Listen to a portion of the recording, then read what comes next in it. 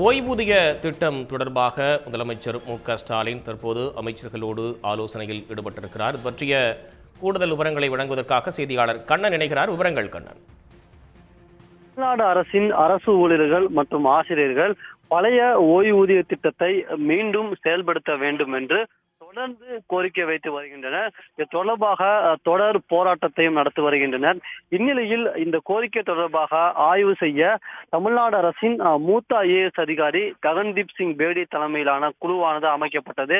இந்த குழுவானது சில நாட்களுக்கு முன்பு தனது அறிக்கையை முதலமைச்சரிடம் சமர்ப்பித்தது. இதற்கு முன்பாகவே தமிழ்நாடு அரசு சார்பில் மூத்த அமைச்சர் ஏவாவேலு, நிதியமைச்சர் தங்கம் தென்னரசு மற்றும் பள்ளிக்கல்வித்துறை அமைச்சர் அன்பில் மகேஷ் பொய்யாமொழி தலைமையிலான குழுவினர் பல்வேறு அரசு ஊழியர் சங்கங்களுடன் ஆலோசனை நடத்தினர். இதனைத் தொடர்ந்து இந்த அறிக்கை சமர்ப்பிக்கப்பட்ட பிறகு நேற்றைய தினம் ஜாக்டோ ஜியோ அமைப்பு மற்றும் அந்த போட்டோ ஜியோ அமைப்புடன் இந்த 3 அமைச்சர்களும் பேச்சுவார்த்தை நடத்தினர். இந்த பேச்சுவார்த்தையில் இன்றைய தினம் அந்த அரசு ஊழியர்களுக்கான ஓய்வூதிய திட்டம் குறித்து முதலமைச்சர் ஒரு அறிவிப்பை வெளியிடுவார் என்று தெரிவிக்கப்பட்டிருந்தது.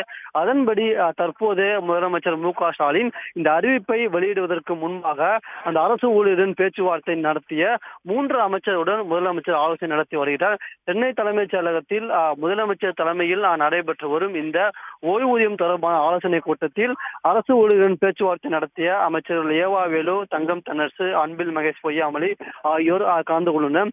இந்த கூட்டத்தில் இந்த அரசு ஊழியர் ஓய்வூதிய திட்டம் தொடர்பாக இறுதி முடிவு எடுக்கப்படும் என்று எதிர்பார்க்கப்படுகிறது.